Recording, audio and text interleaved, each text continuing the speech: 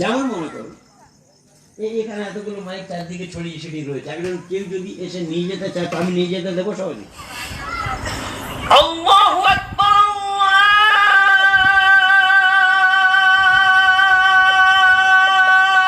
আল্লাহু আকবার, পুরো শোনাবো। লোকে ভাববে রাউলপিন্ডি থেকে হচ্ছে। আল্লাহ আকবার, আল্লাহ আকবার বলতে গেলে কি বলেছে এখানে? আল্লাহ বড়, আল্লাহ মালিক। যেমন মনে করুন এখানে এতগুলো মাইক চারদিকে ছড়িয়ে ছিটিয়ে রয়েছে, একজন কেউ যদি এসে নিয়ে যেতে চায় তো আমি নিয়ে যেতে দেবো সবাই।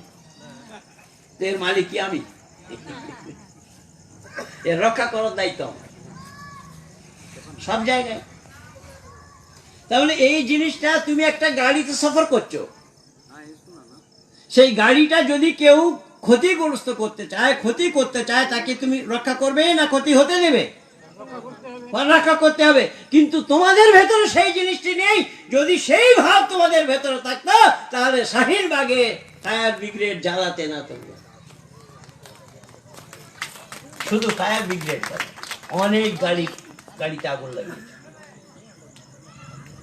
তাই বললাম যে তার মালিক আমরা নয়, কিন্তু তার দ্বারাই আমরা উপকৃত বলে তার রক্ষার দায়িত্ব আমাদের। ঠিক সেই রকম ঈশ্বর বানায়নি, ঈশ্বর তৈরি করেনি জীবাত্মাকে, কিন্তু সে তার মালিক, কারণ নিয়ন্ত্রণ তার হাতে। আরেকবার বুঝুন, ঈশ্বর মালিক এই জন্য, সমস্ত ব্রহ্মাণ্ডের মালিক সে, তার কারণ সে হলো নিয়ন্ত্রক। সমস্ত সৃষ্টির রচনা নিয়ন্ত্রণ তার হাতে। তো মৌলানা বললেন যখন ঈশ্বর বানায়নি সে আমাদের মালিক হবে, বানানেওয়ালা মালিক হবে। ও আপনি বেদ মানেন, আপনি মানেন, আমরা কোরআন মানি, কোরআনের কথা নেই। আমিও জানি কোরআনের কথা নেই, কোরআন সৃষ্টি সম্পর্কে জানেই না। বলে কি করে? আমি দিচ্ছি প্রমাণ। কোরআন যদি সৃষ্টি সম্পর্কে জানতো তাহলে এই কথা বলতে হতো না। বাইবেল যদি সৃষ্টি সম্পর্কে জানতো তাহলে এই কথা বলতে হতো না। তার কারণ হলো, যদি বানানেওয়ালা মালিক হয়, মৌলানা আপনি বলছেন যে বানাবে সেই মালিক হবে সেই জিনিসের। বলে হ্যাঁ, আমি সেই কথাই বলছি। ঈশ্বর বানিয়েছেন, আল্লাহ বানিয়েছেন, এই জন্য আল্লাহ মালিক। আমি বললাম আল্লাহ তো সৃষ্টির রচনা কি করে হয়েছে আল্লাহ জানেন। মৌলানা সোনার পক্ষপাতী পক্ষে তো ছিল না, জানার চেষ্টা করেনি বলে হচ্ছে এখানে। বলে কি করে বললেন আমার এই সৃষ্টির রচনার মালিক আল্লাহ নয়? আল্লাহ নয় এই জন্য, আল্লাহ যদি সৃষ্টির রচনা করতেন তাহলে মুসলমানদের আল্লাহ এই উপদেশ দিতেন না। ইয়া আইয়ুহান নাবিয়্যু হাররিজিল মুমিনিনা আলাল কিতাল ইন ইয়াকুম মিনকুম, সূরা আনফাল আয়াত নাম্বার 65। আল্লাহ বললেন মুহাম্মদকে, মুসলমানদেরকে প্রেরিত করো। কি জন্য? কাফেরদের সঙ্গে লড়াই করবার জন্য। 20টা মুসলমান, 20টা মুসলমান 200 মুসলমানের উপরে, 20টা মুসলমান 200 কাফেরের উপরে ভারী হবে। আল্লাহ যদি মুসলমানদের হাতে কাফেরদেরকে মারার উপদেশ মুসলমানদেরকে দিয়ে থাকে, তো সূর্যের আলোটা কাফেরদের জন্য দেবে কেন আল্লাহ? ঢুকছে মাথায় কিছু? তো সৃষ্টির রচনার মধ্যে তো সূর্য প্রকাশ দিতে কারোর সঙ্গে ভেদ করেছে কি? সবাইকে সমান দিচ্ছে। আপনার প্রতিবেশী যারা মুসলমান আছে তারাই সূর্যের লাভ নিচ্ছে না? তো আল্লাহ কি পক্ষপাতিত্ব করে দিল? তো আল্লাহর কোরআন যখন পক্ষপাতিত্ব করছে তাহলে এই সৃষ্টির রচনাকার আল্লাহ হবে কি করে? শুধু একমাত্র বেদেই পাওয়া যাবে, অন্য ছাড়া কোথাও নেই।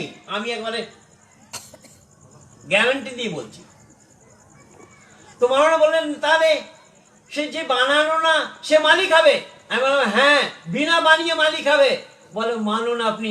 আমি তো মানি যে বানা সেই মালিক হয়। তো আমি বললাম যে বানা সেই মালিক হয়? বলে হ্যাঁ। আমি বললাম মৌলানা আপনি বিয়ে ঠিয়ে করেছেন না ব্যাচেলর এখন? না না না, আমি শাদীশুদা। বিয়ে করেছেন আপনি? হ্যাঁ। আপনার স্ত্রীর মালিক আপনি? বলে হ্যাঁ। তাহলে বানানেওয়ালা মালিক হয়? বলে হ্যাঁ। তাহলে যে স্ত্রীর মালিক আপনি হলেন, তো সে আপনার শ্বশুর তাকে বানালো না আপনি বানিয়ে?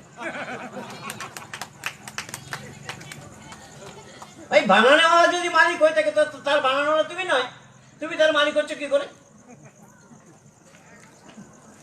এর দ্বারা পরিষ্কার বোঝা যায় কি এরা সত্য বলে কি সেই জিনিসটা জানে না।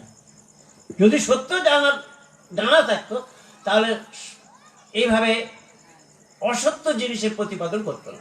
বাইবেলও সেই করেছে। এখানে উপদেশ দিলেন ঋষি দয়ানন্দ, দেখাচ্ছেন কি দুয়া সুপর্ণা সयुजा सखाया समानम वृक्षम परिसुष्टाते।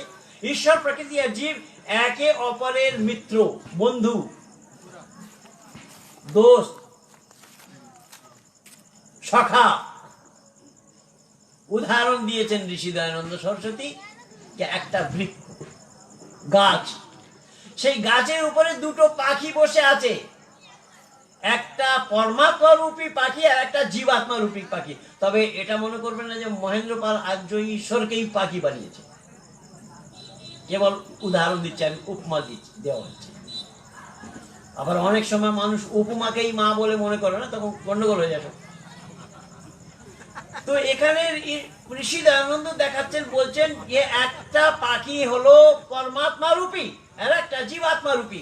তো জীবাত্মা রূপী যে পাখি সেটা অল্পজ্ঞ,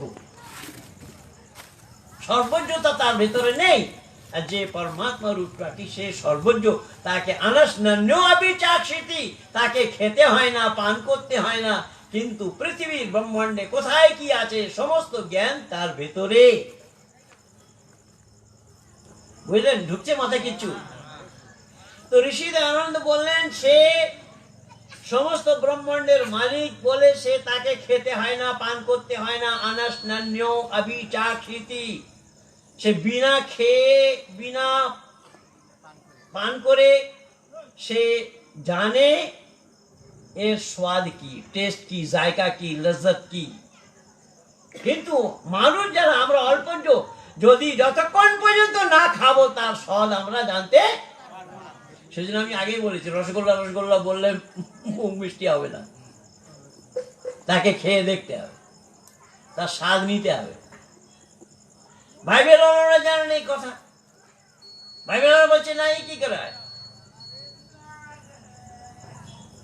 বাইবেল বলছে যে না, ঈশ্বরের একমাত্র পুত্র হলো যীশু খ্রিস্ট। অনেক পাদ্রীদেরকে আমি সত্য সনাতন বৈদিক ধর্মের দীক্ষা দিয়েছি যাব। আমি জিজ্ঞেস করলাম, আমি ঈসাই এবং মুসলমান 21,000-এর বেশি বৈদিক ধর্মে নিয়ে এসেছি। 201 নম্বর চলছে আমার। 201টি মুসলমান মেয়েকে বৈদিক সংস্কৃতিতে আর্য সমাজী পরিবারে বিয়ে করিয়েছে। 600 মেয়ে যারা আমাদের হিন্দু ঘরের মেয়ে, যারা লাভ জিহাদের শিকার হয়ে মুসলিম সমাজে চলে গেছিল, 600 মেয়েকে ফিরিয়ে নিয়ে এসেছে। এই জামে মিলিয়া যেখানে এদের আন্দোলন হচ্ছে, ওই জামে মিলিয়াতে 2টো মেয়ে বের করেছে। একটা হিন্দুর মেয়ে, তার অ্যাফেয়ার চলছে রাহুলপিন্ডি ছেলের সঙ্গে। তার যে দাদা সে আমার বন্ধু, রাজ সিং, যদি নাম শুনে থাকেন আপনারা, রাজ সিং এর দোকানে কাজ করতে, সোনাচারির দোকান। তো রাজ সিং বলো, पंडित जी क्या होगा? তো আমি ওকে বললাম তাকে যে তোর বোনের সাথে যদি অ্যাফেয়ার চলে তো আমার সাথে সম্পর্ক করা। তার নাম হলো ফারহান, তো এর নাম হলো আমিষা মেয়েটার নাম। বলে, पंडित जी আপনি যদি তাকে নিরুত্তর করে দেন তো আমি বাড়িতেই আছি, যাইনি কোথাও। তাহলে মেলা इंटरनेटे संपर्क होच्छे। वो आमाके जिज्ञेस करछे, आप अल्लाह के बारे में क्या जानते हैं? तो मैं बोललाम, तुम्हारे पास मीटर क्या है, कौन सा मीटर है, किसे नापोगे तुम? मैं क्या जानता हूं? तो बोले नहीं, फिर भी आप बताइए। तो मैं बोलूं, अल्लाह जर्रे जर्रे में है क्या? अल्लाह कण कण में है, सर्वव्यापक है? बोले बिल्कुल अल्लाह जर्रे जर्रे में है। तो मैं बोला, अल्लाह जब जर्रे जर्रे में है तो अल्लाह जहन्नुम में भी है क्या? रहेगी बोलते नाउज़ुबिल्लाह मिन ज़ालिक। कि शैतान से पाला पड़ा है, घबरा मत, रुक जा। तू मुझे शैतान कह रहा है, पर तुझे अकल ही नहीं है। अल्लाह जरे जब वो सर्वव्यापक होगा, अब तो जरे जरे में होना चाहिए। इसीलिए वेद कहता है ईशा वासम इदम सर्वम, वो ईश करने वाला हर जगह, कोई उससे खाली नहीं है जगह। तो সে সর্বব্যাপক যদি হয় তাহলে জাহান্নামে থাকতে হবে তাকে, কিন্তু আল্লাহ জাহান্নামে নেই, তাহলে সর্বব্যাপক কি বলে? তাহলে আচ্ছা চল, এখন তো মানছিস যে সর্বব্যাপক সে জাহান্নামে নেই, কিন্তু জাহান্নামটা যখন তৈরি হয়েছে নিরীক্ষণ করেনি, কোন কামরাটা কোথায় হবে, কোন কামরাটা কোথায় বানাতে হবে, এই নিরীক্ষণ করেনি। তো সেই সময় তো জাহান্নামী হলো। 1 সেকেন্ডের জন্য যায়, তো 1 সেকেন্ডের জন্য জাহান্নামী হবে। तो बोले, वो बोलते पंडित जी आपको पता नहीं, क्या पता होना चाहिए? बोले आप तो माँ के पेट में थे, 4 महीना के बाद अल्लाह ने रूह डाली। 4 महीना के बाद अल्लाह ने रूह डाली आपके अंदर, और आप 10 महीना 10 दिन माँ के पेट में रह करके बाहर आए। तो আমি জিজ্ঞেস করছি अल्लाह ने रूह कब डाली? बोले 4 महीना में। मैंने कहा अरे जाहिल मूर्ख कहीं का, बिना रूह का तू 4 महीना कैसे गिना वो बता।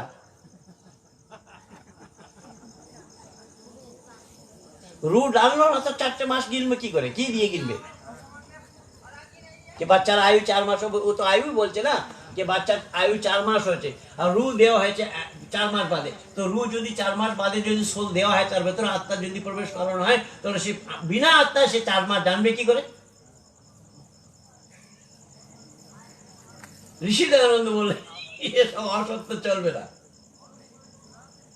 ঋষি দয়ানন্দ বলছে অসত্য চলবে না, সত্যের প্রতিপাদন হলো একমাত্র মানুষ মাত্রের কর্তব্য। সত্য ধারণ, অসত্য বর্জন। এবার সত্য যেখানেই হোক না কেন, সে সত্যটাকে ধারণ করতে হবে, আর অসত্য পরিত্যাগ করতে হবে। বাইবেল বলছে যে ঈশ্বরের একমাত্র পুত্র যীশু খ্রিস্ট। আমি জিজ্ঞেস করলাম ঈশ্বরের একমাত্র পুত্র যীশু খ্রিস্ট? বলে হ্যাঁ। তাহলে আমরা কি সতেলা বেটা? বলে কেন? তুমি তো একমাত্র মেনে নিলে তাকে একমাত্র পুত্র যীশু খ্রিস্ট, তাছাড়া আর কেউ পুত্র নয়, তাহলে আমরা কি পুত্র হব? কেমন ধরনের পুত্র হব? তাহলে চলো আমি মেনে নিচ্ছি, চলো একমাত্র পুত্র হলো, पर ये बताओ तुम कि पहले पिता है या पहले पुत्र है? चलो ना আপনাদেরকেই জিজ্ঞেস করছি, पहले पिता है और पुत्र बाद में है, ঠিক না? কিন্তু আমি তো শুনে আশ্চর্য হয়ে যাচ্ছি আপনাদের কাছ থেকে।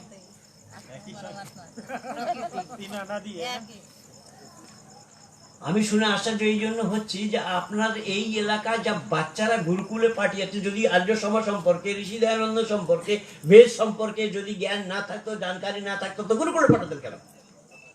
তো গুরুকুলে পাঠানোর পরে এই জবাব শুনবো আমি যে প্রথম পিতা। আরে পিতা তো সে হবে যার ঘরে কোনো সন্তান আসবে, যদি সন্তান নেই সে কারোর পিতা হবে না। বলুন, অনেক গৃহস্থ জীবন এখানে আছে যারা আমরা বিয়ে করার সঙ্গে সঙ্গেই বাবা বলেছে কেউ? বাবা কখন বলাতে পেরেছি আমরা? যখন সন্তান, ছেলে অথবা মেয়ে যখন আসবে, তাই সে তারাই বাবা বলবে, তাই তো? তাহলে এবারে সন্তান বাবা আগে হলো না সন্তান আগে হলো?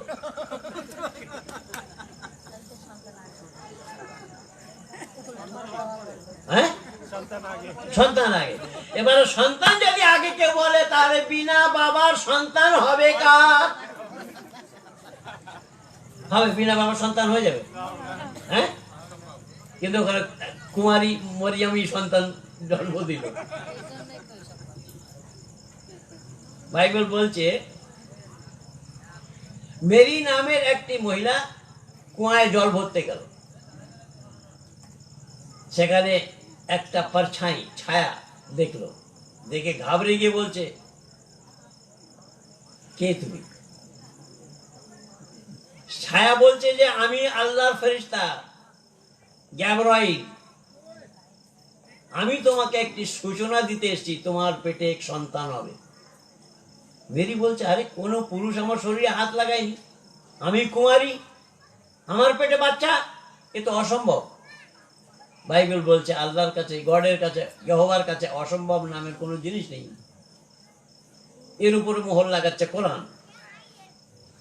إذ قالت الملائكة يا مريم إن الله يبشرك بكلمة منه اسمه المسيح عيسى ابن مريم وجيها في الدنيا والآخرة من المقربين ويكلم الناس في المهد وكهلا ومن الصالحين قالت رب أن يكون لي ولد ولم يمسسني بشر قال كذلك الله يخلق ما يشاء إذا قضى أمرا فإنما يقول له كن فيكون। কোরআন বলছে। আর আমার লেখা বই কিছু নিয়ে এসেছি, আমাদের মনিজির কাছে আছে। আমার বইয়ের নাম হলো পূর্ব ইমাম কি কলম সে। পূর্ব ইমামের কলম দিয়ে বইটা নিলে বুঝতে পারবেন, 150 টাকা দাম বইটা নিলে পড়ে বুঝতে পারবেন যে ভেদ কোথায়। সরল হিন্দি ভাষায় লিখেছি, যেমন সরল বাংলা ভাষায় বলছি, ওখানে সরল হিন্দি ভাষায় লিখেছি। এখানে দেখুন কোরআন কি বললো। কোরআন বলতে চাচ্ছে মেরি নাম, ওখানে মেরি বলেছে, এখানে মারিয়াম বলা হলো। মারিয়াম কুয়াতে জল ভরতে গেছে, পানি ভরতে গেছে, ও ওখানে বাইবেলে গ্যাবরাইল বললো, এখানে জিবরাইল বললো। জিবরাইল এসে বলছে তোমার পেটে একটা সন্তান হবে। তো মারিয়াম বলছে ক্বালাত রাব্বি আন্না ইয়াকুনু লি ওয়ালাদুন ওয়া লাম ইয়ামসাসনি বাশার, যে কোনো পুরুষ আমার শরীরে হাত লাগায়নি, আমি একটা কুমারী মহিলা, আমার পেটে সন্তান হবে, এ কি করে সম্ভব হয়? তো জিবরাইল বলছে আল্লাহর কাছে অসম্ভব নামের কোনো জিনিস নেই। আল্লাহ একবার বলবে কোন, হয়ে যাও, ফায়াকুন, বাস হয়ে যাবে। ঋষি দয়ানন্দ বলছেন হয়ে যাও বললে হওয়া সম্ভব হবে না, হবে না, হবে না, কখনোই হবে না। কারণ হওয়ার জন্য 3টি কারণ হতে হবে। যদি 3টি কারণ না থাকে তাহলে ক্রিয়া সমাপ্ত। এখানেও 3টি কারণ রয়েছে, আমি বলছি, আপনারা শুনছেন। আর এই জায়গা, এই 3টের মধ্যে একটি, 3টের মধ্য দিয়ে একটি সরিয়ে দেখুন। আমি যদি না বলি আমার বিচার শুনতে পারবেন আপনারা? আপনারা যদি এক এক করে সব উঠে চলে যান, আমি বলতে পারবো কি? আপনারা শুনতে এসেছেন, আমি শোনাতে এসেছি। কিন্তু এই মন্দির প্রাঙ্গণটা যদি নির্ধারিত না হতো তাহলে আমরা পুরা এই কাগজনগর শহরে টক্কর মারতাম কিনা বলুন তো। ঋষি দয়ানন্দ সেই কথা বললেন। ঈশ্বর, প্রকৃতি এবং জীব, এই 3টে অনাদি তত্ত্ব, এই 3টে ছাড়া কোনো জিনিস হবে না, হতে পারবে না। তার কারণ হলো এক সাধারণ কারণ, অন্য উপাদান কারণ, আর তৃতীয় নিমিত্ত কারণ। কারণ ছাড়া ক্রিয়া হবে না। একটা দোকানে দোকানদার বসে আছে, মাল ভরা দোকানে, একটা খরিদ্দার যদি দোকানে না যায় তাহলে সে তার দোকানদারি হবে কি? হবে না। খরিদ্দার পৌঁছে গেল, দোকানে মাল ভরা রয়েছে, কিন্তু বেচনেওয়ালা দোকানদার নেই, হয়ে যাবে দোকানদারি? এবারে মনে করুন খরিদ্দার পৌঁছে গেল,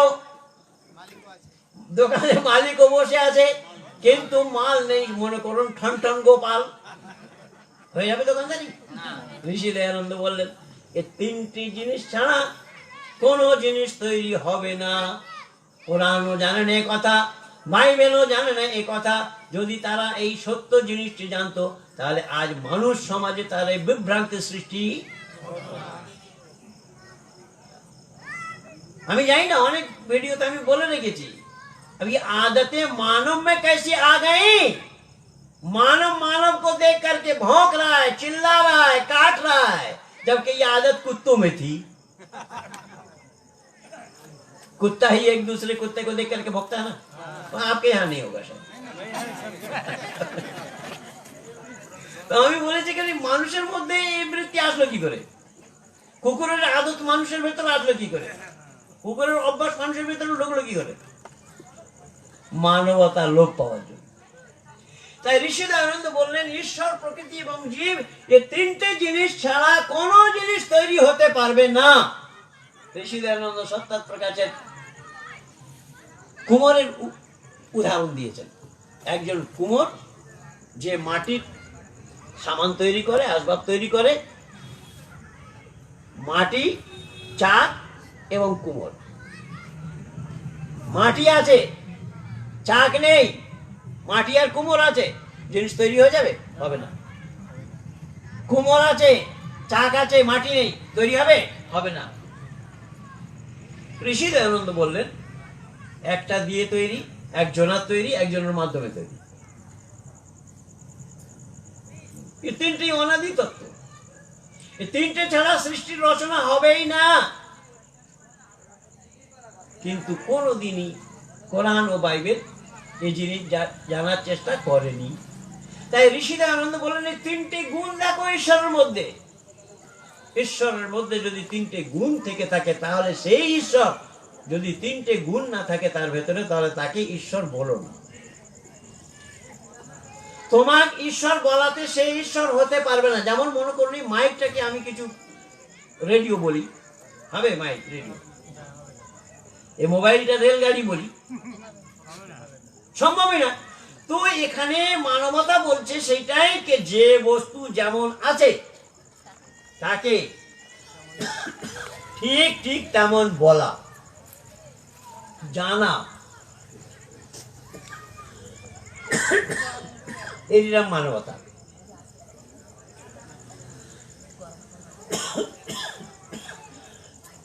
মানবতা কাকে বললো? যে বস্তু যেমন তাকে ঠিক ঠিক তেমন মানা, জানা এবং বলা। এখানেও তিনটে জিনিস। তিনটে না, আমার জল লাগবে না, আরো গলা খারাপ হবে। এবারে দেখুন আরো তিনটের প্রমাণ নেই। এই মন্দিরে যে পূজারী পূজা করতে আসবে, বা পূজারী সাধারণ লোকেরা যে পূজা করতে আসবে, পূজারী শব্দ খুঁজলে কিন্তু আবার অনেক ফেকাড়াতে পড়ে যাবেন। পূজারী মানে হলো পূজার শত্রু। পূজা যদি উপাসনা বলেন, উপাসনার শত্রু পূজারী। কিন্তু পূজারীর কোনো দোষ নেই, কি দোষ আমাদের। সে তো এখানে ঘন্টি বাজিয়ে বলছে ঘুমোসনি তোরা, জেগে থাক। তা বলেন এখানে 5টা প্রদীপ জ্বালিয়ে দেখাচ্ছে, দেখ রে ये पत्थर है। ঘন্টি বাজিয়ে প্রদীপ জ্বালিয়ে দেখাচ্ছে, দেখ রে ये पत्थर है। তো আমরা যদি না চোখ খুলি তো তার কি দোষ? এবারে পুজো যে করতে আসো, দেখুন সেখানে তিনটে জিনিস দরকার। তিনটে জিনিস ছাড়া পুজো হবে না। কি? যে পুজো করবে, যার পূজা হবে, আর পূজার সামগ্রী। যদি হাতে সাজি না থাকে, ফুল পত্তি বগেরা, পূজা হবে কি? নিয়ে পূজা করবে।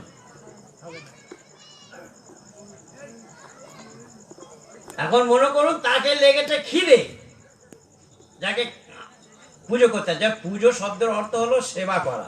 পূজ্য সেবায়াম, পূজ ধাতু দিয়ে পূজা সেবা তৈরি, পুজো শব্দ তৈরি হয়েছে। পূজ্য সেবায়াম, পুজো শব্দের হলো সেবা করা। তো কার সেবা কে করবে? মানুষ সেবা করবে। কার? ঈশ্বর। তো মানুষ সেবা করবে যদি ঈশ্বরের, তো সেবা করার আগে জিজ্ঞেস করতে হবে না? যেমন আমি যে বাড়িতে এসেছি, আমাকে জিজ্ঞেস করা হচ্ছে গরম জল নেবেন না ঠান্ডা জল নেবেন, না কি নেবেন, কি নেবেন, কি নেবেন।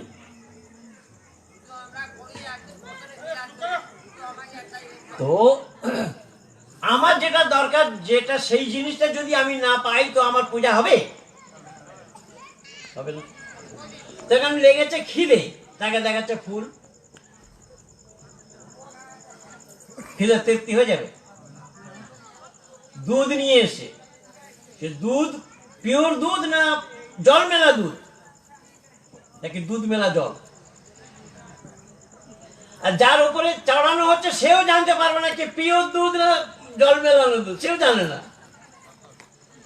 তো যাই হোক, এখানে তিনটে জিনিস দরকার। যে পুজো করবে, যার পূজা হবে, পূজার সামগ্রী। আরে নামাজ পড়তে যান, সেখানেও তিনটে জিনিস লাগবে। তিনটে ছাড়া নামাজও হবে না। যে নামাজ পড়বে, যার জন্য নামাজ পড়বে, আর মসজিদ, এই তিনটে ছাড়া নামাজ হবে?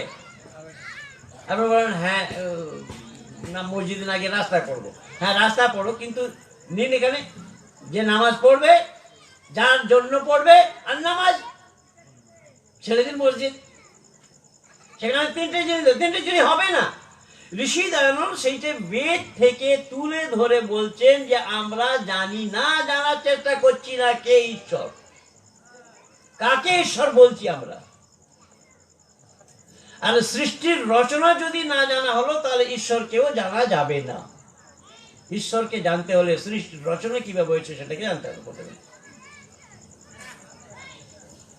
তাই তিনি বললেন সত্যচিৎ এবং আনন্দ স্বরূপ, সে কোনোদিন আনন্দ থেকে বঞ্চিত হয় না। আনন্দ থেকে বঞ্চিত হওয়া কোনো কারণ নেই তার। যে তিনটে গুণওয়ালা হয় তাকেই ঈশ্বর বল, তাকেই ঈশ্বর জানো, তাকেই ঈশ্বর বলে ডাকো। তো এখানে এটা জানার জিনিস হচ্ছে না করার জিনিস হচ্ছে? ভাই হাত জড়ো করছি আপনাদের সামনে। এখানে ঈশ্বরকে জানার ব্যাপার হচ্ছে না খালি করার ব্যাপার হচ্ছে? তো না জেনে করা যাবে? করার আগে যেমন মাইকের সুইচটা অফ, আমি যদি বলি আমার আওয়াজ পৌঁছাতে পারবো অন্য জায়গায় দূরে, আমাকে জানতে হবে সুইচ অন আছে কিনা, তাই তো? তো না জেনে মাইকে বলা সম্ভব হবে? তো শুধু মাইকে বলা না, যে কোনো কাজ মানুষ করুক না কেন, তার কাজ করার আগে সেই কাজ জানতে হবে। যদি কাজ না জানে তাহলে, এখন একটা জিনিস এরা ধরে রেখেছে, আর্য সমাজই না, এদের মাথা খারাপ, এরা খালি খণ্ডন করে। কি বলে? এরা খালি খণ্ডন করে। খণ্ডনটা কি বলুন, তাকে জিজ্ঞেস করুন কি খণ্ডন রে ভাই? তোরা খালি বিরুদ্ধে বলিস। আর বিরুদ্ধে বলা খণ্ডন হয় কখনো? খণ্ডন মানে চুর চুর করে দেওয়া, ভেঙে দেওয়া, ধ্বংস করে দেওয়া, আদি আদি। তো আমরা কি ভাঙছি না? তোর যা আছে তোর কাছেই তো আছে, শুধু বলে দিচ্ছি। তুই সত্য কি মিথ্যা তুই নিজেই বিচার করে দেখ না। ওই জন্য আমি বলতে বাধ্য হচ্ছি कि आईना चेहरे का हर दाग दिखा देता है, ये उसकी फितरत का तकादा है, ये शिकवा कैसा। आप सत्यार्थ की तलकीन से नाराज ना हो, अपने चेहरे को ही धो डालिए, और ये गुस्सा कैसा। আয়নার কাজ কি? আয়নার কাজ চেহারা হুবহু দেখিয়ে দেওয়া। এখন চেহারার মধ্যে কোনো জায়গায় দাগ লাগা আছে, আয়নার সামনে যদি দাঁড়িয়ে যাই, তো আয়নায় আমরা দাগওয়ালা চেহারা দেখবো না ফ্রেশ চেহারা দেখবো? দাগওয়ালা, দাগ তো লেগে আছে। এবার আয়নার উপরে দোষ লাগানো ঠিক হবে, উচিত হবে, অনুচিত হবে? আমি বলেছি সত্যাত কি, সত্যাত মানে সত্যাত প্রকাশ, তনকিদ মানে আলোচনা। সত্যাত প্রকাশে যে আলোচনা করা হয়েছে তাতে অসন্তুষ্ট হও না। তোমার যে দাগের কথা দেখিয়েছে সেই দাগটা ধো, আয়নার সামনে এসো, ফ্রেশ চেহারা দেখবে। এর জন্য একটা উপমা দেওয়া বড় জরুরি হয়ে যাচ্ছে। উপমাটি হলো এই, এখনই আয়নার প্রচলন হয়েছে, আয়না এর আগে ছিল না। উদাহরণ, একজন ভাই সে বাজারে গিয়ে দেখলো আয়না চেহারা দেখাচ্ছে, খুব সুন্দর লাগছে, আয়নাটা কিনে আনলো।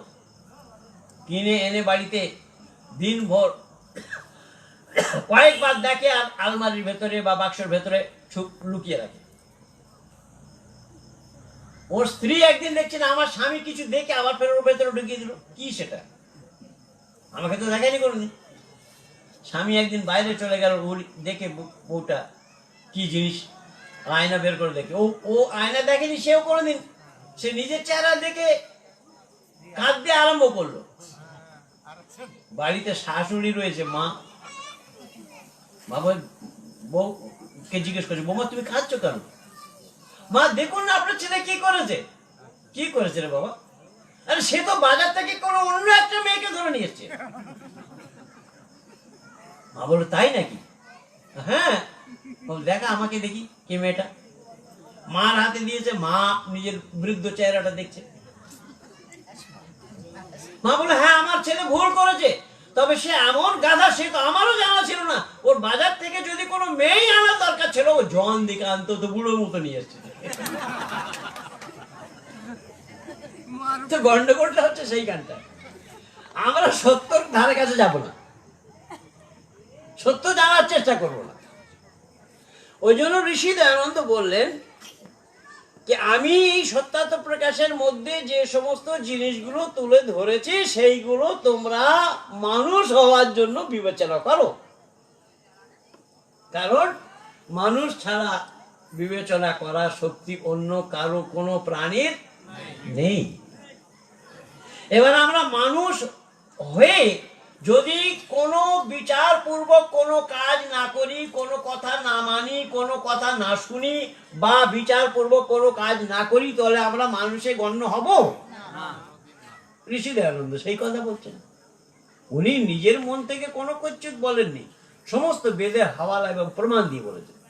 শুধু তাই নয়, ঋষি দয়ানন্দ বললেন সেই ঈশ্বরের ভেতরে তিনটে গুণ থাকবে, সত্য, চিৎ এবং আনন্দ স্বরূপ। বলে এই হওয়ার জন্যই সে নিরাকার। কি বললো? নিরাকার। নিরাকার, নিরাকার মানে কি? নিরাকার মানে তার কোনো আকৃতি নেই বা যার কোনো আকৃতি নেই। নিরাকার শব্দের অর্থ কি বলে? যার কোনো আকৃতি নেই। তো এরা বলছে চাচ্ছে যে হ্যাঁ সে নিরাকার তো বটে, তবে সে সাকারও। বলে কেন? বলে সে নির্গুণ আর সগুণ, দুটো গুণ রয়েছে পরস্পর বিরোধী, সগুণ আর নির্গুণ। তো দুটো বিরোধী গুণ যখন তার ভেতরে রয়েছে, সেই জন্য সে সাকার আর নিরাকার। সে ঠিক বলছে না বেঠিক? হ্যাঁ ঠিক বলছে না। কারণ ঈশ্বর এক, ঈশ্বরের ভেতরে পরস্পর বিরোধী গুণ রয়েছে না? হ্যাঁ, তো সেই কথাই তো আমি বলছি যে দুটো বিরোধী না, সগুণ আর নির্গুণ দুটো একে অপরের বিরোধী।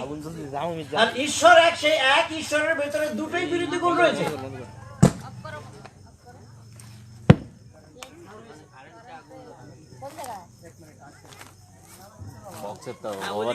আমার দিকে দেখুন, আমি বিনা মাইকে পৌঁছে দেবো। ঋষি দয়ানন্দ বললেন যে সগুণ এবং নির্গুণ ঈশ্বর এক, তাহলে দুটো বিরোধী গুণ তার ভেতরে যদি থেকে থাকে, সেটা কি সেটা জানার চেষ্টা করো। বলে কি করে জানতে হবে? ঋষি দয়ানন্দ বললেন সগুণ শব্দের অর্থ হয় গুণ সহিত, আর নির্গুণ বলে গুণ রহিত। বলে কেমন সগুণ? ঋষি দয়ানন্দ বললেন ঈশ্বর সৃষ্টির রচনা করতে সগুণ, কারুর সহযোগিতা সাহায্য তাকে নিতে হয় না। সে কারুর সাহায্য নিয়ে সৃষ্টির রচনা করে না, সেই জন্য সৃষ্টির রচনা করতে সে সগুণ। তাকে স্থিতিতে আনাতেও সে সগুণ, কারুর সাহায্যের দরকার তার নেই। প্রলয় করতে সে সগুণ, কারুর সহযোগিতা তার দরকার হয় না। এবং মানব মাত্রের করা কার্যের ফল দিতে সে সগুণ, কারুর সঙ্গে বিনা পরামর্শ করে। বলে নির্গুণ, বলে মানবকৃত কার্য করতে নির্গুণ, হাল চালাতে নির্গুণ। সে হাল করতে পারবে না ঈশ্বর, আমাদের মতো খেতি গৃহস্থী করতে পারবে না, তাতে সে নির্গুণ।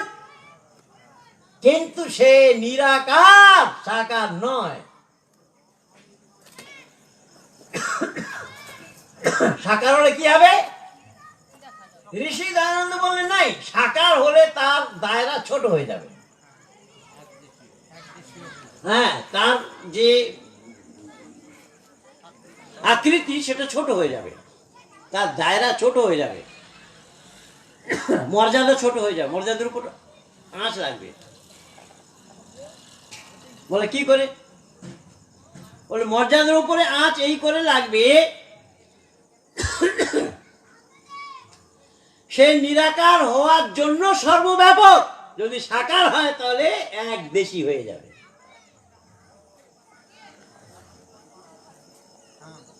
ঢুকেছে কিছু মাথায়? যদি যে সাকার হয়ে যায় সে, তাহলে তার দায়রা ছোট হয়ে যাবে, সর্বব্যাপক হতে পারবে না। যে শরীরধারী হবে সে সর্বব্যাপক কোনোদিন নয়, সে নিরাকার। এবারে কোরআন আর বাইবেল বলছে যারা আমরাও তো নিরাকার মানি, তো তোরা নিরাকার মানছিস তো কি বড় কথা।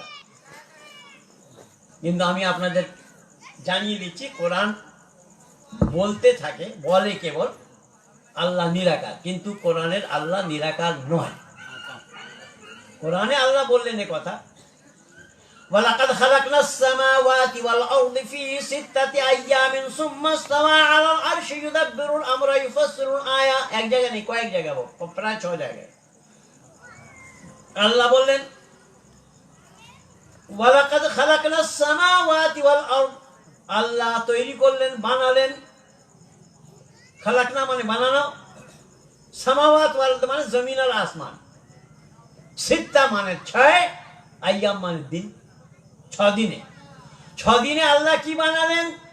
আকাশ এবং পাতাল, পৃথিবী তৈরি করলেন 6 দিনে। পৃথিবী তৈরি করতে কোরআন অনুযায়ী কদিন লাগলো? বাইবেল বলছে 7 দিন। 70 দিনে সে চতুর্থ আকাশে বিরাজমান হল। এ বলছে 6 দিনে আসমান জমিন বানিয়ে সে আরশের উপরে বিরাজমান হলেন। আমি দুজনকেই জিজ্ঞাসা করেছি, কোরআন ওয়ালাদেরকে এবং বাইবেল ওয়ালাদেরকে, আল্লাহ কদিনে তৈরি করলো পৃথিবী? 6 দিনে। 6 দিনে আল্লাহ জমিন আসমান তৈরি করে 7ম দিনে আরশে বিরাজমান হলেন। তো আমি বললাম, বিনা সূর্যে আল্লাহ জানলো কি করে 6 দিন হয়েছে 7 দিন হয়েছে? ভাই, সূর্য থাকা দরকার হবে। সূর্য না থাকলে আমরা দিন গণনা করতে পারবো না। তো সূর্য তৈরি করলো না, 6 দিন হয়ে আর 7 দিনে আরাম করতে গেল। তো 7 দিনে যে আরাম করলো, আরো সে বিরাজমান হবে, সে শরীরধারী না নিরাকার?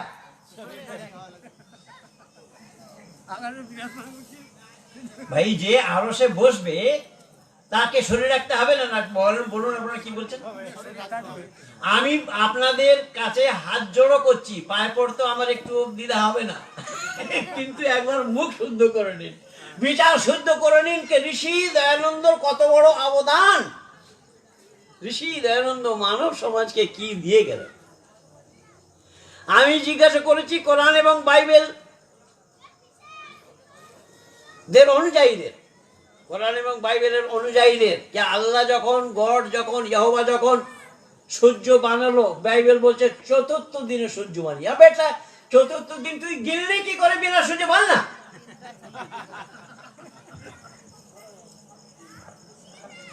বিনা সূর্যে দিন গেনা যাবে? শুধু তাই নয়, এখানে কি বলছে আরো দেখুন। বিহারের মতিহারি জেলায়, মতিহারি শহরেই আর্য সমাজে বলছিলাম, একজন মাওলানা সে সঙ্গে সঙ্গে বসে লিখে দিল, আল্লাহ প্রথমে সূর্য তৈরি করেছে। মাওলানা, আল্লাহ প্রথমে সূর্য তৈরি করেছে? বলে হ্যাঁ। ঠিক বলছেন আপনি? হ্যাঁ, আমি ঠিকই বলছি, আল্লাহ প্রথমে সূর্য তৈরি করলেন। আমি কোরআনের মধ্যে কোনো জায়গায় তো প্রমাণ নেই, কোনো জায়গায় প্রমাণ দিতে পারবে না। ঠিক আছে, আমি মেনে নিচ্ছি আল্লাহ সূর্য তৈরি করেছেন। বলে হ্যাঁ। আমি রেখেছে কোথায়? ভাই, রাখলো কোথায়?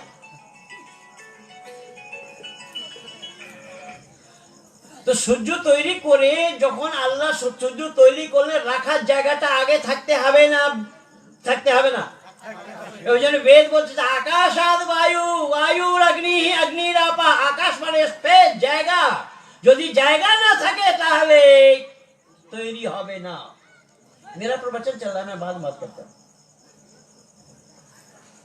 প্রথমে স্পেস থাকতে হবে। যেমন এই মাইকটা রয়েছে আমার কাছে, মাইকটা যেখানে রয়েছে, তো এই মাইকটার জন্য জায়গা আছে না নেই?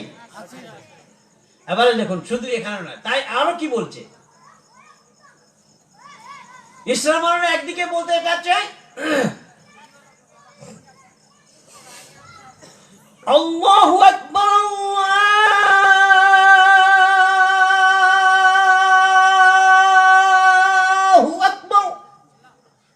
শোনাবো না, লোকে ভাববে রাউলপিন্ডি থেকে হচ্ছে। আল্লাহু আকবার বলতে গেলে কি বলেছে এখানে? আল্লাহ বড়, আল্লাহ বড়। শুনলেন, বুঝেছেন কি বলেছি আমি? এরা যে আজান দেয় না মসজিদে, আপনারা তো অভ্যস্ত শোনা, ওপার থেকে শুনতে শুনতে এসছেন।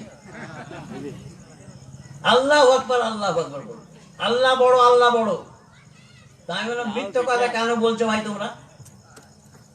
কেন?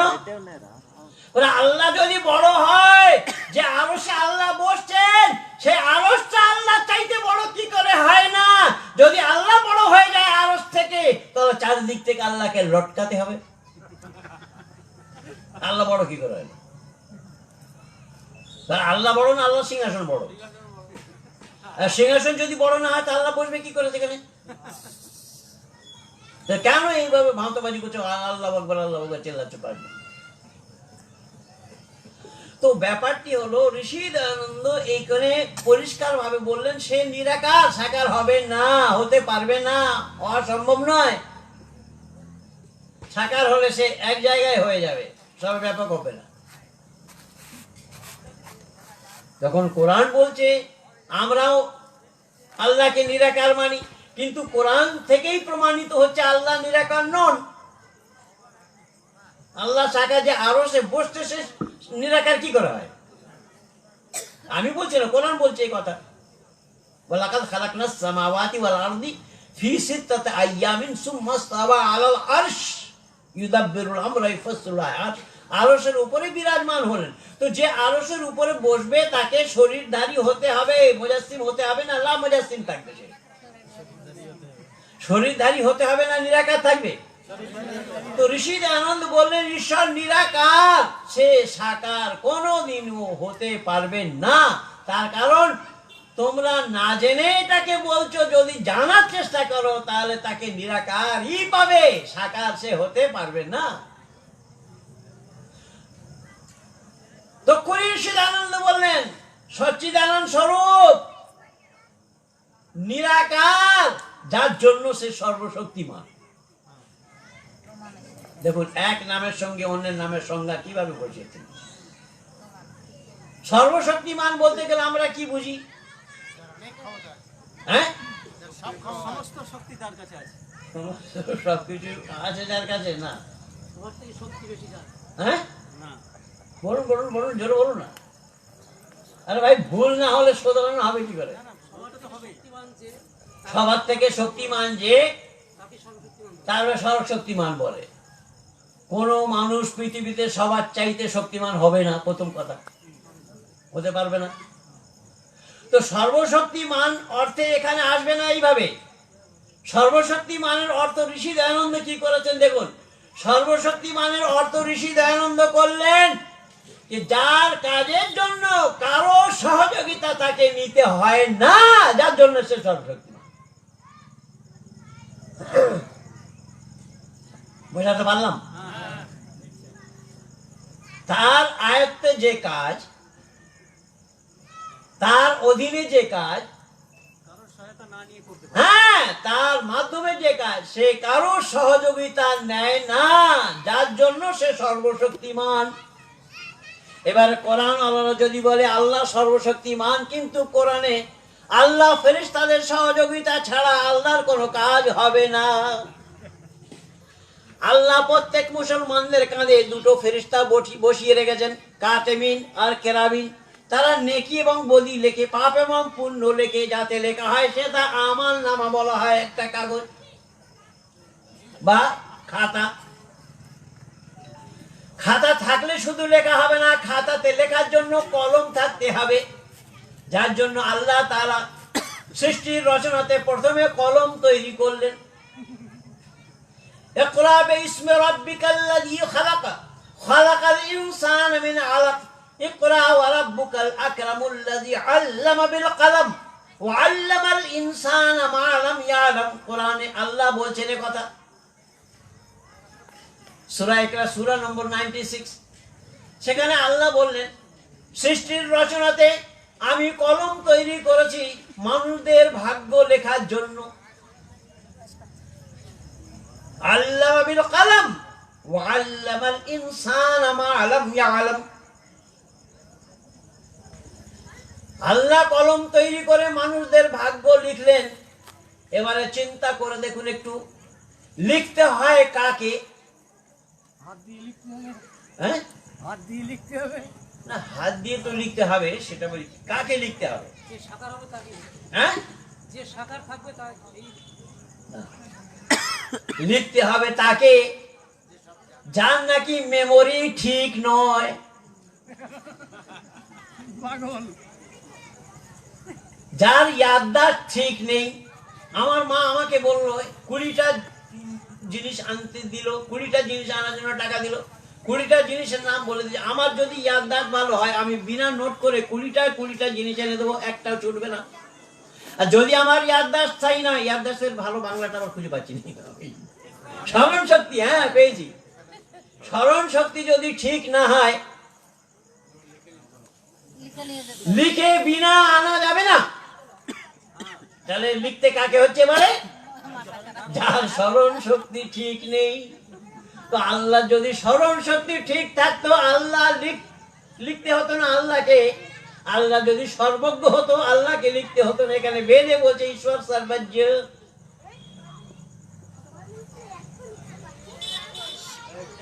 আল্লাহর ঈশ্বরের ভেদ আসছে না, আসছে না? হ্যাঁ, তো তা সত্ত্বেও আপনার বলে যে রঘুপতি রাঘব রাজা রাম পতিত পাবন सीताराम ईश्वर अल्लाह तेरो नाम सबको सम्मति दे भगवान। ঈশ্বর আল্লাহ দুটো নাম এক হচ্ছে না আলাদা হচ্ছে? হ্যাঁ, মহাত্মা গান্ধী বলে গেছে। কারণ আপনাদের বলেনি? বালক ব্রহ্মচারীর নাম শুনেছেন আপনারা? বলে যেই আল্লাহ সেই রাম, রাম নারায়ণ রাম। বেটা এই কথা বলার জন্য তো বাংলাদেশ ছেড়ে আসলি কেন? বাংলাদেশ থেকে ছেড়ে আসতে হলো কেন? আমি তমলুক, মেদিনীপুরের তমলুক শহরই বলছিলাম, বিশ্ব হিন্দু পরিষদের কার্যক্রম ছিল। তো যে সঞ্চালন করছিল মঞ্চ, সে বললো পণ্ডিত আপনি জানেন না? আমি কি বলে, বাবার পিঠে যে বাবার পায়ে গদা পদ্মের সঙ্গে চাপ আছে। কোন বাবা? বালক ব্রহ্মচারী। এরকম অনেক হয়েছে। তো বলে বালক ব্রহ্মচারীর পায়ে গদা পদ্মের সংকেত ছাপ আছে। আমি বললাম দাদা আপনি ঠিকই বলেছেন। আমি একদিন গিয়েছিলাম বাবার আশ্রমে সোদপুরে। সোদপুরে ওনার আশ্রম ছিল। সোদপুরে গিয়েছি, তো বাবা সেই সময় সর্ষে তেলের মালিশ করাচ্ছেন সেবকদের দিয়ে। তো বাবার পিঠের দিকে যখন আমার নজর পড়লো, তখন আমি দেখলাম বাবার পায়ের দিকে তো দেখতে পাইনি কে গদা পদ্মের সংকেত ছাপ আছে কিনা, কিন্তু পিঠের দিকে নজর পড়াতেই দেখতে পেলাম মুসলমানদের দুটো পায়ের ছাপ আছে। এমন লাথি মারলো পিঠে, বাংলাদেশ থেকে পশ্চিমবঙ্গে আসতে তার দিশা খুঁজে পারি। বাংলাদেশে দাঁড়িয়ে কথা বলে গেল না যে যেই আল্লাহ সেই রাম। এটা বলতে গেলে পশ্চিমবঙ্গে সারা নিতে হলো কেন? ঋষি দয়ানন্দ বলছেন যে ভুল যদি তোমরা অসত্যকে সত্য বলে মনে করো, তো কোনোদিন তোমাদের মনে করলে কিছু হবে না। ওই জন্য জেনে করতে হবে। সর্বশক্তিমান তো আল্লাহ। এবারে দেখলেন তো, আল্লাহ দুটো কাঁধে দুটো ফেরেশতা বসিয়ে রেখেছে কি করার জন্য? পাপ পুণ্য লেখার জন্য। পাপ পুণ্য লেখার জন্য আল্লাহ দুটো ফেরেশতা রাখলেন। নামায় আমল যেটা পেপার, খাতা, সে খাতাও রয়েছে, কলমও তৈরি হলো, কলমও তৈরি করে দিলেন ওই খাতায় লেখার জন্য। কিন্তু আল্লাহ এই দুটো ফেরেশতার উপরে বিশ্বাস করলেন না। কি করে? যখন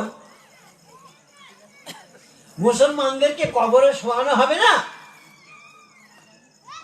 সেখানে বলা বিসমিল্লাহ ফি সাবিলিল্লাহ ওয়া আলা মিল্লাতি রাসূলিল্লাহ।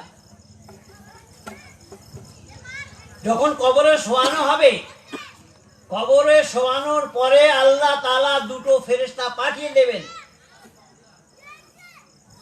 একটার নাম মুনকির, একটার নাম নাকির।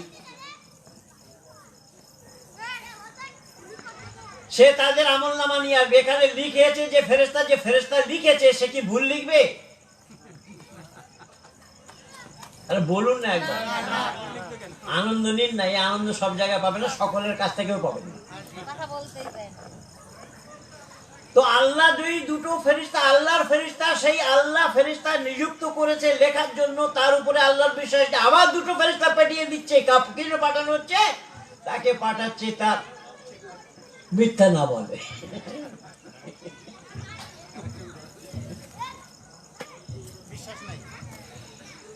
কিন্তু বৈদিক সংস্কৃতিতে ঈশ্বরের সঙ্গে এরকম ধরনের কোন শব্দ আসেনি। ঈশ্বর সর্বজ্ঞ, তাকে লেখার দরকার হয় না। কিন্তু আমাদের মঞ্চে, আর্য সমাজের মঞ্চে অনেকে বলে দেয় প্রভু কে দরবার মে সব লোগों का खाता। मैंने कहा तो खाता काहे को, पिता कौन है वो बोल। খাতা যে লিখবে তার, যার মেমোরি কম সেই লিখবে, স্মরণ শক্তি কম যার সেই লিখবে। তবু আর্য সমাজের এখানেও শান্তি পায়নি। আবার কি বলছে, জলদি প্রসন্ন হতে হ্যাঁ ভগবান यज्ञ से। আস্তে আস্তে প্রসন্ন হয় এমন কি কাজ? যদি ঈশ্বর জলদি প্রসন্ন হয় যজ্ঞ দ্বারায়, তো আস্তে আস্তে প্রসন্ন হবে এমনও তো কোনো কাজ থাকা দরকার। অপ্রসন্ন হয় কি কাজে? তো বেদ বলতে চান ঈশ্বর ভেতরে প্রসন্ন অপ্রসন্নর কোনো প্রশ্ন আসবে না, কারণ সে আনন্দ স্বরূপ, প্রথমে বলেছি। তো সব মিলিয়ে আমরা ঋষি দয়ানন্দকে যদি জানার চেষ্টা করি, ঋষি দয়ানন্দের বিচারধারাটা যদি আমরা নিজের জীবনে আচরণে নিয়ে আসি, তাহলে আমাদের ঈশ্বরের নামে এই যে ধোঁকাধারী আর সমস্ত ব্রহ্মাণ্ডে ঈশ্বরের নামে দোকান চালাচ্ছে, এসব দোকান বন্ধ হতো। একটা দুটো উদাহরণ ওর দিদি, যদিও নয়, বেঁচে গেছে পুরো। আমি অতিক্রমণ করি খুব কম, তা সত্ত্বেও আপনারা যখন বসে আছেন, উঠছেন না কেউ, 2-5 মিনিট আরো একটা দুটো প্রমাণ দিয়ে দিচ্ছি শুনুন।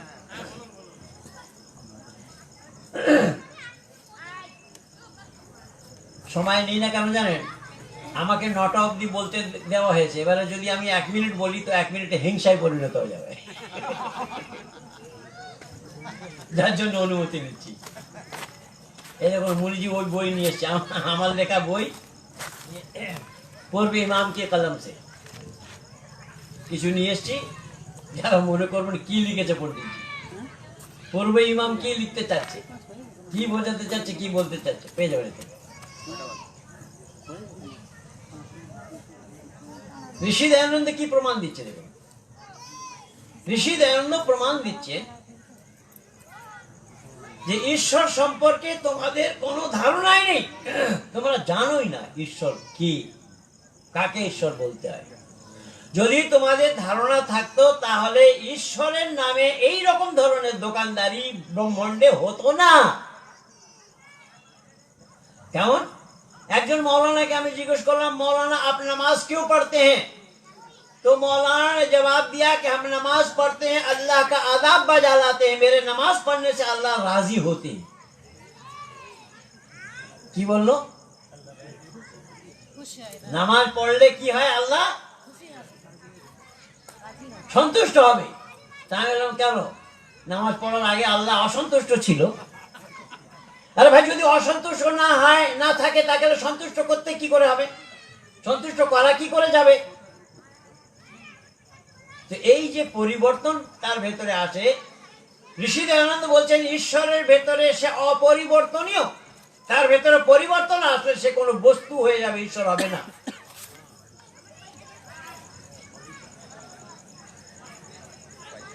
তো নামাজ পড়লে যদি ঈশ্বর রাজি হয়, পরিষ্কার বোঝা যাবে যে নামাজ পড়ার আগে সে অসন্তুষ্ট ছিল, তার ভেতরে পরিবর্তন এসছে। পাদ্রীকে জিজ্ঞাসা করলাম, আপ চার্চ মে কিউ আতে? से बोलो मेरे चर्च में जाने से हमारा यहोवा संतुष्ट होता है। भाई यहोवा चर्च में जाने से संतुष्ट होता है तो चर्च में जाने से पहले यहोवा असंतुष्ट थे क्या? आर्य समाजी लोग भी वही कह रहे हैं कि जल्दी प्रसन्न होते हैं भगवान यज्ञ से। ঋষি দয়ানন্দ বললেন কোনো প্রশ্নই আসে না তার প্রসন্ন হওয়ার অপ্রসন্ন হওয়ার। সে যখন এক সদস্যের মধ্যে এক রসের হচ্ছে আনন্দ স্বরূপ, সে আনন্দ থেকে বঞ্চিত হয় না, তাকে রাজি খুশি কি করে করতে থাকছে ওরা?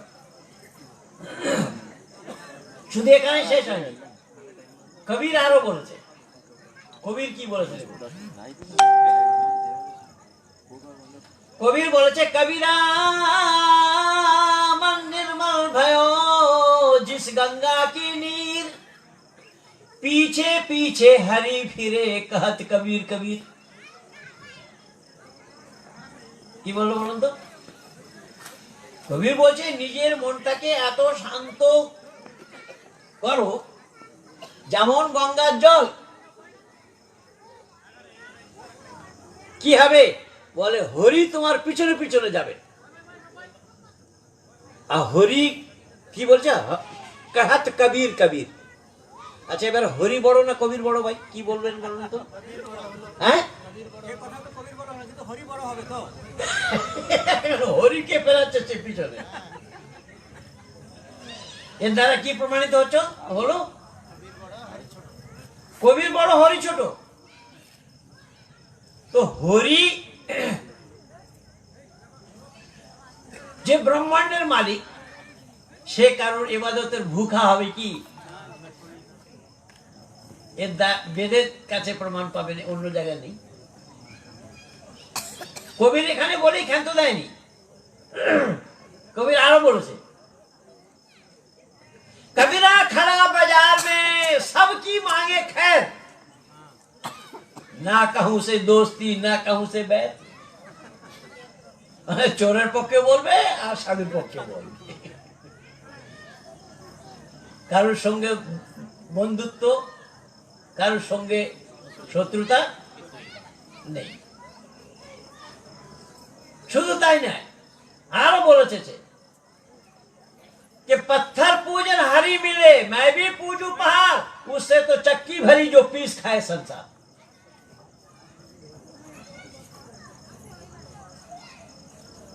এখানে রোকে নেই, আরো বলেছে कंकर पत्थर जोड़ के मस्जिद नहीं बनाए ताको मुल्ला बाग ने क्या बहरा हुआ खुदाए। কিন্তু এবারটা মূর্খ তো জানে না, ও বাঘ দেওয়ার কথা বললো না, আজানটাকে বাঘ দেওয়া বলছে। তো বেহরা হুয়া খোদা, খোদা কি কালা যে তাকে চেল্লাচ্ছিস? খোদার জন্য নয় তো, আজান খোদার জন্য। আজান শব্দের অর্থ হলো বোলাওয়া, পোকার। কাকে লাগবে? যারা নামাজ পড়বে। ওই জন্য সেখানে বল এসছে হাইয়া আলাস সালাহ,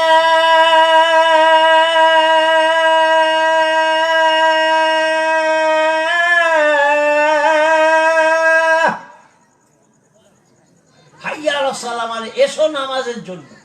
তো নামাজের জন্য কে আসবে? নামাজি আসবে। তো আল্লাহর সাথে সম্পর্কটা কোথায়? বলে বেড়া হুয়া খোদায়, খোদার সাথে কোনো সম্পর্ক নেই এখানে আজানে। তো এইরকম মূর্খ মানুষেরা মানুষদেরকে সোজা রাস্তা দেখানোর জায়গায় বিভ্রান্ত করেছে, একে অপরের সঙ্গে মিলতে দেয়নি। শুধু তাদের দোকানদারির দিকে লক্ষ্য ছিল, তাদের দোকানদারি করব। এখানে বেদে কি বলছে শুনুন, বাস খান্ত দিচ্ছি আমি, এবারে ওঠা বসা শুরু হয়ে গেছে আপনাদের।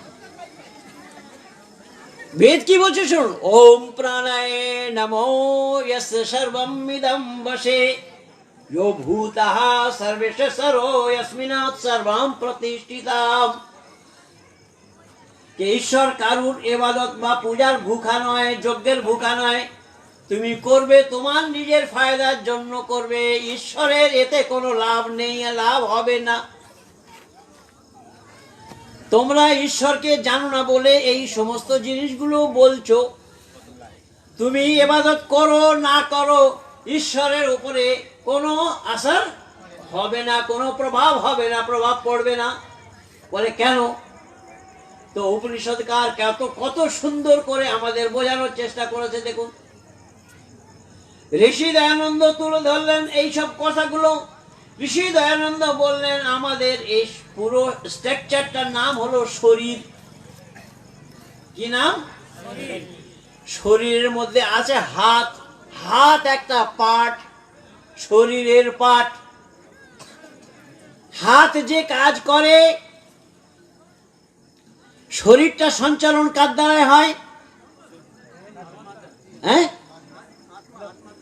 হ্যাঁ, বহুত সুন্দর। শরীরে যদি আত্মা না থাকে, শরীরের সঞ্চালন হবে না। এই জন্য শরীরের মধ্যে আত্মা থাকার নাম জীবিত, আর বের হয়ে যাওয়ার নাম মৃত। এই জন্য তাকে বলা হয় আর্থি और अथी रास्ता हाঁটने वाला लेस हो गया, हो गया लेस। তো এখানে এবার হাতটা কি বলছে আত্মাকে? দেখুন, হাত আত্মাকে বলছে ভাই আত্মা, আমি তোমার শরীরের একটি অঙ্গ, আমার নাম হাত। আমি যে কাজ করি সেই কাজটি আমি এক্ষুনি বন্ধ করে দেব, তুমি তোমার শরীরটাকে সামলাও। আত্মা কি বলবে?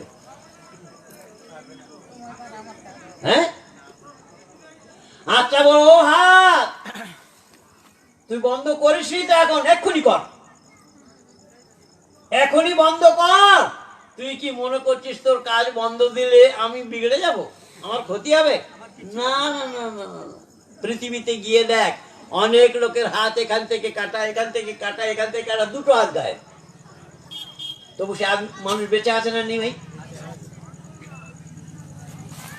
পা যদি চলা বন্ধ করে, আত্মাকে বলে আমি চলা বন্ধ করে দিচ্ছি, আত্মা বলে এখনই কর। অনেক বিনা পাওয়ালা মানুষ পৃথিবীতে রয়েছে। কান শোনা বন্ধ করলো, আত্মা বলবে কালা মানুষরাও পৃথিবীতে বেঁচে রয়েছে। চোখ দেখা বন্ধ করলো, অন্ধ লোকেরাও পৃথিবীতে রয়েছে। জিভ বলা বন্ধ করলো, গোগা লোকরাও পৃথিবীতে রয়েছে। বলার উদ্দেশ্য আমার, এই আত্মা স্থূল শরীর সমস্ত বললো আত্মাকে আমরা কাজ বন্ধ করে দেবো, কেউ করেনি। এবারে মনে করুন, আত্মা যদি স্থূল শরীরকে বলে তোমরা কাজ বন্ধ করার জন্য বলছিলে, কেউ বন্ধ করনি, আমি আত্মা, আমার যে কাজ সেই কাজ আমি বন্ধ করে দেবো, তোমরা সামলাও, কি হবে বলুন তো? হ্যাঁ, দিদি বলছে কিচ্ছু চলবে। তখন রাম নাম সৎ হয়ে যাবে। কি হবে? রাম নাম সৎ। আপনারা তো বলেন না, অবাঙালিরাই বলে যে রাম নাম সৎ হয়।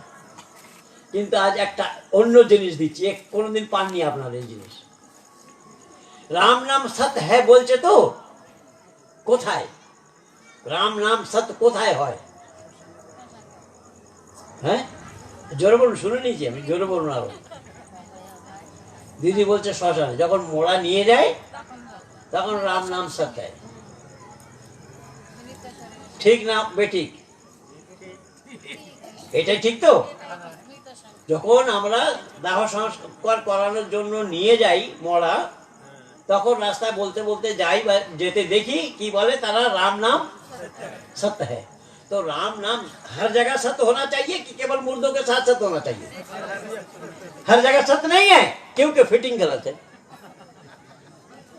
केवल मुर्दों के साथ फिट किया हुआ है राम नाम सत्य है। आप विवाह मंडप पे जाकर के बोलिए राम नाम सत्य है, एक भी झाड़ू नीचे नहीं गिरेगा, सब कहने वाले कि पेट में चालू हो जाएगा।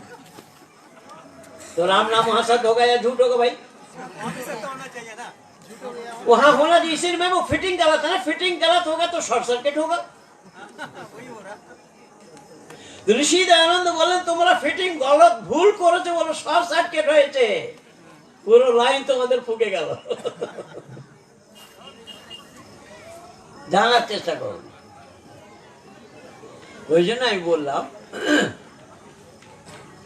ঋষি দয়ানন্দের মন্তব্য, তিনি বিষ পান করে করে করে করে এক দুবার নয় কয়েকবার বিষ পান করেও আমাদের এই সত্যটা দিয়ে গেল। কিন্তু আমরা কি ধারণ করতে পেরেছি? যদি নিজেরা ধারণ না করি সেটা তো গেল। এই সত্যটা জেনে অপরকে পৌঁছাতে পেরেছি কি? যখন পর্যন্ত আমরা অপরের কাছে না পৌঁছাতে পারবো তখন পর্যন্ত আমাদের মানব জীবন সফল হবে না। তো ওই জন্য চাইবো আমি আর অধিক আপনাদের সময় না নিয়ে 9:15 হয়ে গেল, বাণী বিরাম দিই। সময় আপনাদের 15 মিনিট আমি নিয়েছি, কিন্তু আমিও তো দিয়েছি না, তো খেলা ড্র যাচ্ছে। पंडित जी गांव वाला के पास ऑफर है आपका और थोड़ा देर बोलने के लिए। मैं माँ बाप वाला हूँ भाई, मैं लावारिस नहीं हूँ।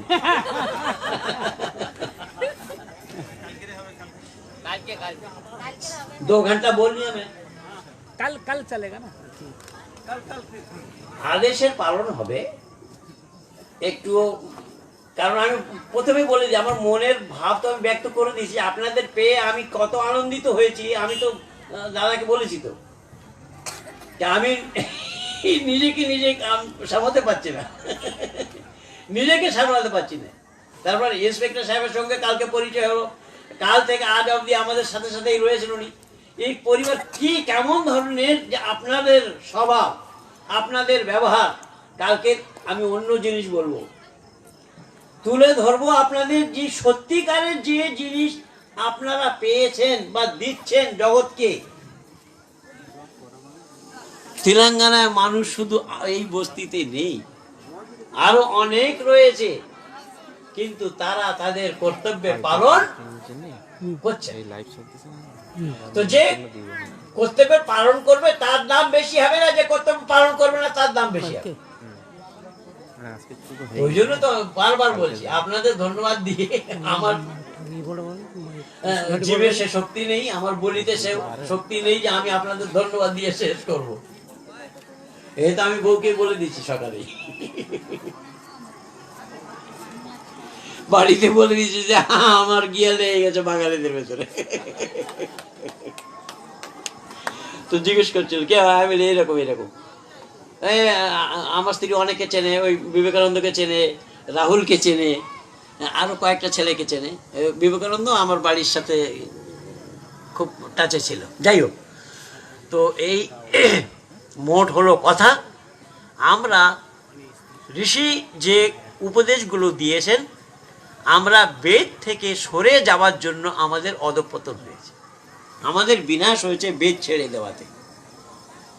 তাই শুধু আমরা নয়, আমাদের পাড়া প্রতিবেশীদের, ইষ্টমিত্রদের, তাদেরকেও বেদের সংস্পর্শে আমরা নিয়ে আসি, আমাদের পরম কর্তব্য। এই জন্য ঋষি দয়ানন্দ বললেন তো একথা, वेद सब सत विद्याओं की पुस्तक है, वेद का पढ़ना, पढ़ाना, सुनना और सुनाना सब आर्यों का परम धर्म है। तो আমরা যদি পরম ধর্ম যদি নেভাই, তাহলে কোনো জায়গায় কোনো অসুবিধা হবে না। আপনাদের কাছে হাত জড়ো করে এই বিনতি রইল, ঋষি দয়ানন্দকে আমরা অনুকরণ করি। ঋষি দয়ানন্দ যে মন্তব্য, সেই মন্তব্যকে জানার চেষ্টা করি, নিজেরা সুখী হই এবং সুখ অন্যকেও সুখ বাঁটি। এই তো উদ্দেশ্য মানবতা। আজ এই পর্যন্ত বাণী বিরাম দিচ্ছি। অশেষ ধন্যবাদ আপনাদের। এটি ওম শান্তি।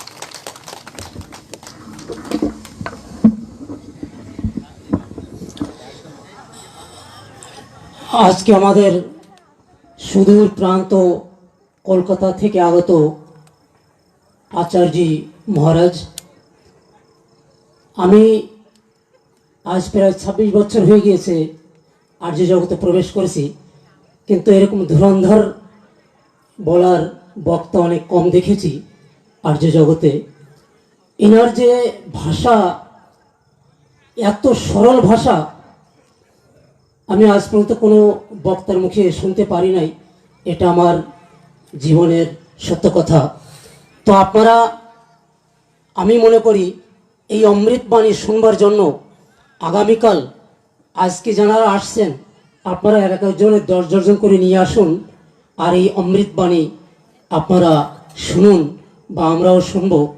দেখুন, আমাদের বেদ মন্দির আর্য জগতের যারা এখানে বসে আছেন, এনারা অনেক বড় বড় কাজ করে। আজ আচার্যজি কোথায় ছিলেন, আজ এত বড় প্রবচন, এত বড় সত্য কথা তাকে আমরা জানতে পেরেছি কিসের জন্য আজ এখানে বেদ মন্দির আছে। তবেই আমি সর্বপ্রথম আপনাদের গ্রামে একটা জিনিস বাধাই দিই, প্রশংসা করার যোগ্যতা অল ওভার ভারতে যদি প্রখ্যাত বিদ্বান দিয়ে থাকে তো আপনারা দিয়েছেন আচার্য ব্রহ্মদত্তজি শাস্ত্রী। আপনারা হয়তো অনুমান করেন না, আচার্য ব্রহ্মদত্তজি এত বড় বিদ্বান, এই ভারতে আন্তর্রাষ্ট্রীয় খ্যাতি, বেদ প্রচারক। আর আপনারা এই 13 গ্রামের মধ্যেই আপনাদের গ্রামটাই এত সুন্দর কার্য করছে, আমি শুনে আমার হৃদয় একদম গদগদ হয়ে উঠছে যে এত বড় কাজ, এত সুন্দর কাজ আপনারাই করছেন, যে যোগ্য বা এই শ্রেষ্ঠতম কর্ম। যাই হোক, আগামীকালও আপনাদের কাছে নিবেদন, আপনারা এই রূপে আসবেন, আরও অনেক লোক নিয়ে আসবেন, বাড়িতে কেউ বসে থাকবেন না। দেখেন 2-3 ঘন্টার সময় তো, কালকে চলে গেলে চলে গেল। এই সৎসঙ্গ পাইতে গেলে ভাগ্যের দরকার, কিসমত বলে একটা, এ তো অন্ধবিশ্বাস, কিন্তু আমাদের কর্মও দরকার। যাই হোক, আগামীকাল ঠিক এই ঠিক তদ্রুপ এখানে প্রোগ্রাম কার্যক্রম হবে, আপনারা সবাই আসবেন। এই সূচনা দিতে আমাকে আদেশ করেছেন, তাই আমি আসলাম, কারণ টেলিকেট চলছে, এই জন্য কথাটা বলতে আমি এসেছি। এটি ওম শান্তি শান্তি ওম।